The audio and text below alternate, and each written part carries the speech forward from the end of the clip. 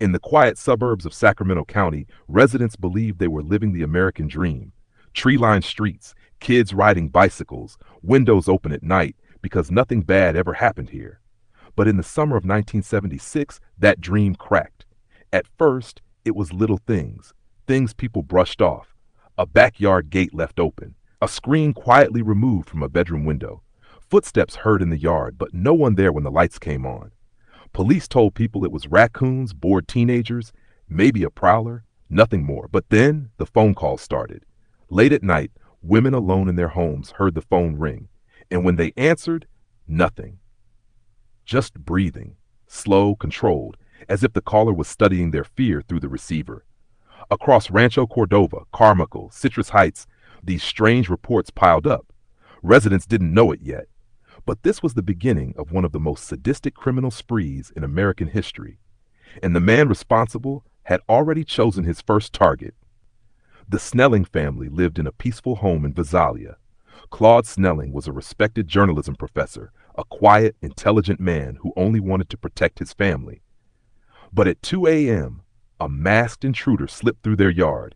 He had watched the house for days. He knew the layout. He knew where everyone slept. And worst of all, he knew which window led to Claude's 16-year-old daughter. The girl woke to a flashlight in her eyes and a whisper, "Don't scream, or I'll kill you." The intruder grabbed her arm, trying to drag her outside toward the backyard. But Claude heard something. He ran out of the house barefoot, charging toward the dark without hesitation. "Let her go," he shouted. And in that split second, the attacker turned and fired. Claude Snelling collapsed to the ground. He died protecting his daughter, becoming the first confirmed murder linked to the man who would one day be known as the Golden State Killer. The intruder escaped into the night like a ghost, leaving behind nothing but fear. This was the moment the Phantom evolved. He learned that people fought back. He learned that he needed more control, more planning, more terror. And Sacramento was next. As the attacks moved to the suburbs in 1976, police realized they weren't dealing with a simple prowler anymore. This was someone who studied his victims, someone who enjoyed their fear, and someone who was only getting started. In the next episode, we step into part 2, the East Area Rapist, where the Phantom escalates to a level of terror California had never seen before. If you want to follow this investigation step by step, and you don't want to miss the next part, make sure you subscribe right now. This story is only getting darker. Part 2, the East Area Rapist. The year was 1976, and Sacramento's quiet suburbs were beginning to feel wrong. Pets barked at empty corners. Windows were found pried open in the morning. Husbands woke up to discover their patio doors unlocked, even though they were sure, absolutely sure, they had locked them the night before. And on a warm June night, the ghost finally stepped out of the shadows. It started with a sound, soft, metallic. Nancy Wilkins thought it was the house settling. She and her husband, Mark, were asleep in their Carmichael home. Their 2 young kids were in the room down the hall. It was an ordinary Thursday, until it wasn't. At 2:14 a.m., Nancy woke up with a sharp beam of light cutting across her face. Then she heard a voice. Soft, cold, controlled. "Don't move." A masked man stood at the foot of the bed. White knitted ski mask, dark jacket, gloved hands. He moved like someone who had rehearsed this moment 100 times. Nancy tried to scream, but the knife was already at her throat. "If you make a sound, I'll kill you. Do you understand?" Mark woke up disoriented, but the intruder was prepared. He tied Mark's wrists with shoelaces, tight, almost surgical. Then he forced Mark onto his stomach and placed a stack of ceramic plates on his back. "If I hear the plates fall, you both die." The detail was horrifyingly methodical. It turned the husband into a living alarm system. The masked intruder dragged Nancy out of the bedroom. She clawed at the carpet, begging, whispering for her children. He hissed back, "Don't worry, I'll get to them later." He wouldn't. It was a psychological torture technique he used repeatedly. He brought Nancy to the living room, dark, cold, blinds still shaking from where he forced his way in. He tied her ankles. Then he raped her, slow, controlled. He whispered threats, whispered things about the house, things he should never have known, where they kept their Christmas ornaments, which drawer held their car keys, how long Mark spent at work each day. Nancy realized with a cold rush of terror he had been here before. He had watched them, studied them, planned. When he was done, he vanished out the sliding door, disappeared into the trees behind the canal. By the time neighbors came running with flashlights, the phantom was long gone. But one thing was now clear. Sacramento had a predator, and he was just getting started. The newspapers called him the East Area Rapist. Before long, he was attacking almost every single week. Citrus Heights, Rancho Cordova, Carmichael, Folsom. He prowled for hours, stalking couples inside their own homes, sometimes days before the attack.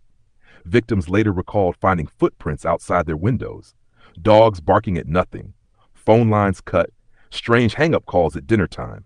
The community went into full panic. Windows were nailed shut. Men slept with guns. Neighborhood watch groups patrolled with flashlights. Hardware stores sold out of locks and deadbolts. Still, he kept coming. His methods were shockingly consistent.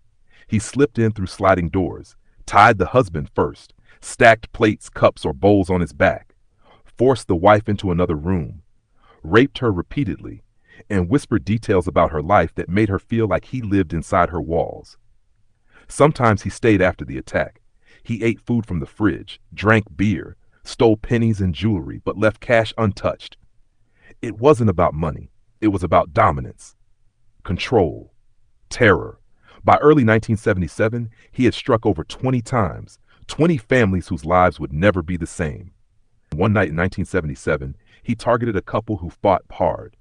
The husband managed to free one hand. He lunged at the attacker. A desperate, chaotic struggle broke out in the hallway. The masked intruder didn't retreat. He didn't panic. He went silent. Then he slipped out the back door like smoke, leaving behind nothing but his footprints and a chilling realization.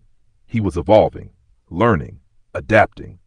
And the police feared what every expert would later confirm. Men like him don't stay rapists. They escalate. They always escalate.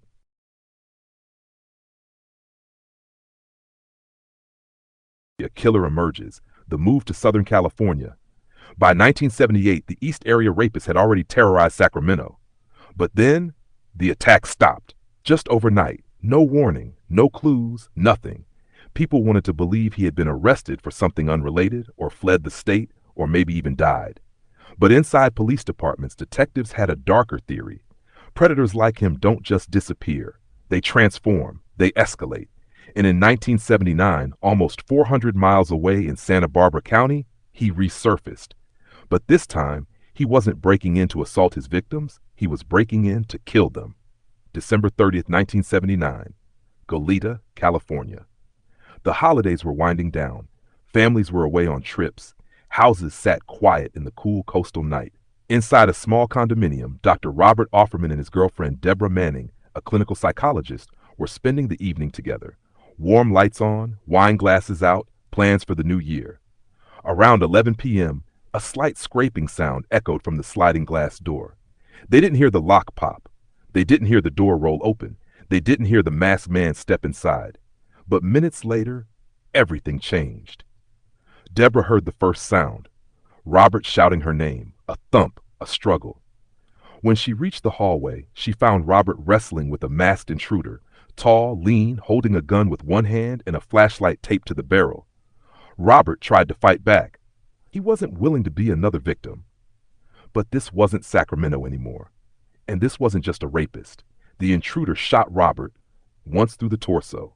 Then again. Deborah screamed and ran toward the patio door, desperate to escape.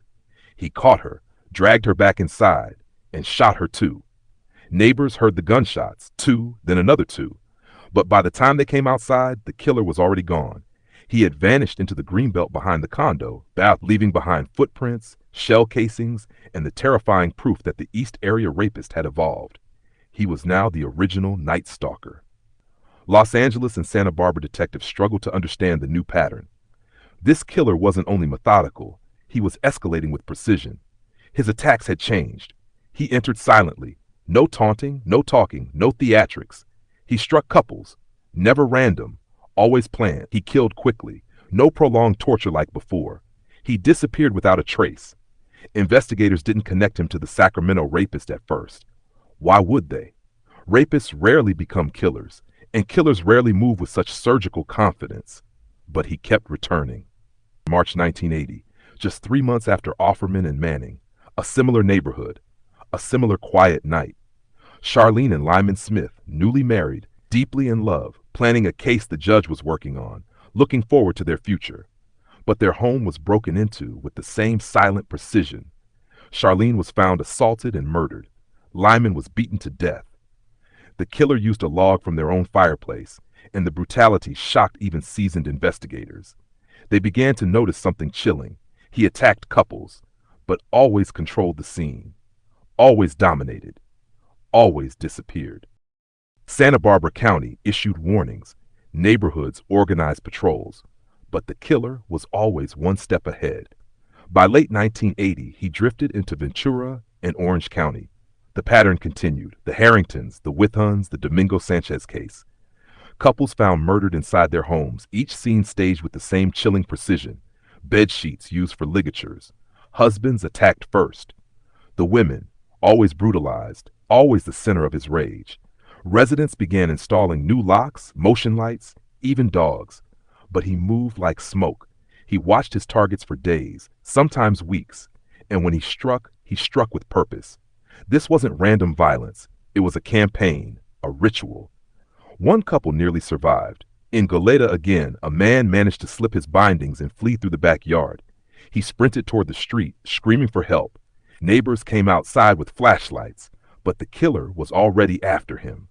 The man leapt fences, ran across yards, trying to reach a lit window. Behind him, the masked figure moved aggressively, determined, breathing hard. The survivor later said he wasn't trying to escape, he was trying to finish.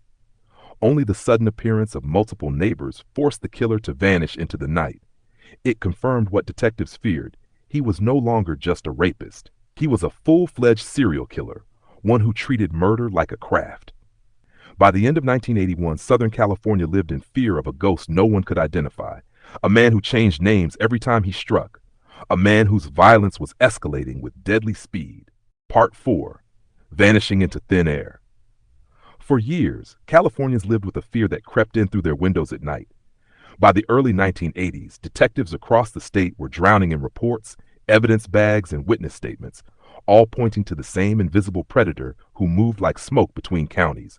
But then, almost as suddenly as the violence had erupted, it stopped. No break-in, no rape, no murder, nothing.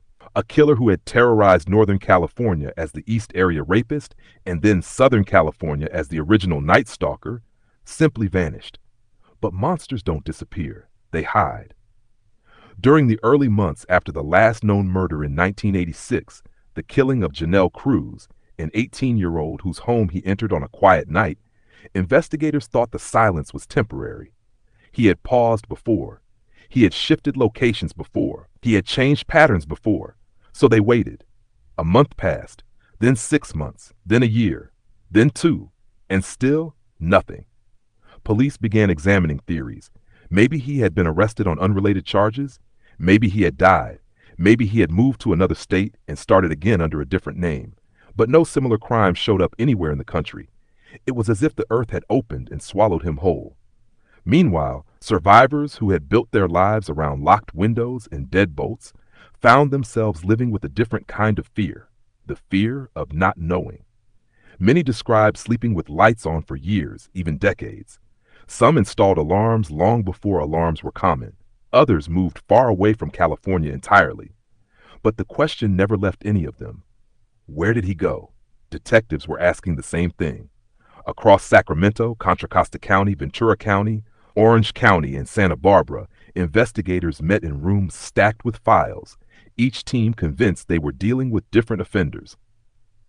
The crimes didn't seem connected at first. The ransacker, the rapist, and the murderer all appeared to be different profiles. But then a small group of determined investigators started comparing the tiniest details, micro patterns most people would miss. The same type of knots, the same stalking behavior, the same obsession with returning to crime scenes, even the same phrases whispered during attacks. Slowly, fear transformed into realization. This wasn't 3 criminals, it was one. A single man had broken into more than 100 homes, raped dozens of women, and murdered at least 10 people across the state, all while managing to stay nameless, faceless, uncatchable. Detectives worked tirelessly, but the trail had grown colder than ice. Forensic science at the time simply didn't have the tools needed to identify him. DNA existed as evidence, but it was decades away from becoming the weapon investigators needed. All they had were fingerprints that matched no one in the system, shoe prints from brands sold everywhere, and composites drawn from terrified survivors who often only saw his shadow. As years turned into decades, new detectives inherited the case. Young officers who had once followed the news as kids now carried thick binders of reports written by their retired mentors. Many of them refused to let the story die, not because they were sure they would solve it, but because the victims deserved more than fading memories and cold files. Then came the frustration. Budget cuts, case transfers, damaged evidence, leads that went nowhere. People who claimed to know him but didn't. False confessions from men seeking attention. Hundreds of suspects interviewed, only to be cleared. By the late 1990s, the East Area Rapist original Night Stalker case felt more like a legend. A dark chapter people whispered about, but didn't expect to see resolved. Occasionally, anniversaries of attacks would stir up new interest. A detective might reopen a box of evidence, hoping time had revealed something new. But nothing ever led to the man himself. Yet through that silence, the killer continued living his life. Somewhere out there, he walked freely.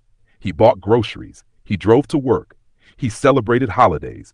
He watched new technologies rise, including the forensic tools that would one day expose him.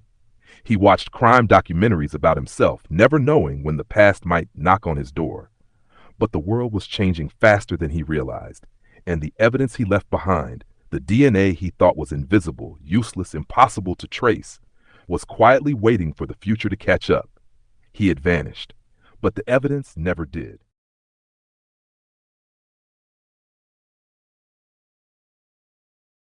Part 5. The DNA Breakthrough. For more than 40 years, the name East Area Rapist had been spoken with frustration, fear, and exhaustion inside California's police departments. The case had outlasted detectives, outlasted entire careers, and outlasted the kind of hope that usually keeps cold cases alive. But in 2018, a quiet technological revolution was unfolding. One that would reach back through time and grab hold of a ghost everyone thought had disappeared. It began with a detective who refused to let the story end. Investigator Paul Holes had spent decades studying those old files, the crime scene photos, the maps with pins marking attacks, the shaky testimonies written by victims still trembling. Every time he opened the boxes, he felt the same thing. The killer was still out there. The evidence was still speaking. They just hadn't learned how to listen yet. And then, one day, he realized science finally had an answer. For years, DNA had been stored, preserved, labeled, but it wasn't powerful enough to identify someone with no match in law enforcement databases. But genealogy was different. Sites where millions of people uploaded their DNA to learn about their ancestry suddenly created the largest accidental investigative tool ever built. So investigators tried something bold, something no one had attempted with a serial killer of this scale. They uploaded the killer's DNA to a public genealogy site, not to find him directly, but to find his family. Within days, they had a hit, not a perfect match, but a relative, a distant cousin, then another and another. Genealogists began mapping out a massive family tree. They eliminated branches, trimmed away dead ends, followed only the paths that could lead to a white male, born in the right era, living in California during the attacks. Piece by piece, the tree narrowed. At the end of one branch, a name surfaced. A man living quietly in a Sacramento suburb, retired, unassuming, with no dramatic history or criminal record. A former police officer, Joseph James DeAngelo. They needed confirmation, something undeniable. So they followed him, discreetly, silently, watching him move through his everyday routines. One day he threw something away outside, a tissue. Investigators retrieved it, sealed it, sent it to the lab. Days later, the results came back, a perfect match. 40 years of terror tracked down from a single strand of DNA. On April 24, 2018, a swarm of officers surrounded DeAngelo's home. Neighbors heard helicopters, saw tactical vests, watched police flood a quiet suburban street. Some wondered if a drug bust was happening. Others assumed it was an emergency. No one expected the truth. They were arresting one of the most prolific serial predators in American history. When DeAngelo stepped outside, he was calm, almost detached. He looked like a grandfather returning from a trip to the store. Officers placed him in handcuffs while he muttered under his breath, "I didn't do anything." He knew exactly what he had done. Inside his home, officers found a man who had lived a double life. His neighbors described him as cranky, private, sometimes explosively angry. But no one suspected he had once stalked California in the dead of night. No one knew he had slipped into dozens of homes like a shadow. No one imagined he had left behind a trail of trauma stretching from Sacramento to Orange County. News broke across the country. Survivors wept. Families of victims finally felt the weight of justice shifting in their direction. Detectives who had retired decades earlier picked up the phone with shaking hands. After 40 years, the Phantom was unmasked. Part 6, The Confession, and the Final Judgment investigators didn't waste a second. Once inside the interrogation room, DeAngelo didn't rage, didn't deny, didn't negotiate. He muttered, whispered, talked to himself. The detectives recorded every word. "I didn't have the strength to push him out. Jerry did all those things." He blamed an inner voice, a persona he claimed had driven the violence. Detectives recognized it instantly, not a confession, but the closest he would ever come to admitting guilt. Still, it didn't matter. The evidence was overwhelming, and the courtroom was waiting. When the trial phase began, survivors filled the rows, men and women who once hid in closets, jumped fences, and prayed through the longest nights of their lives. DeAngelo sat motionless in an orange jumpsuit, thin, frail, avoiding eye contact. He no longer held the power. They did. Victim after victim stood and delivered statements that echoed through the room. "You made me afraid of the dark for 30 years. You destroyed my marriage. I came here today to tell you, I survived you." DeAngelo barely moved, except to nod slightly, a gesture so small it felt like the last flicker of the control he once believed he had. In the end, the court handed down the only punishment possible: multiple consecutive life sentences without the possibility of parole. No freedom. No future. No escape.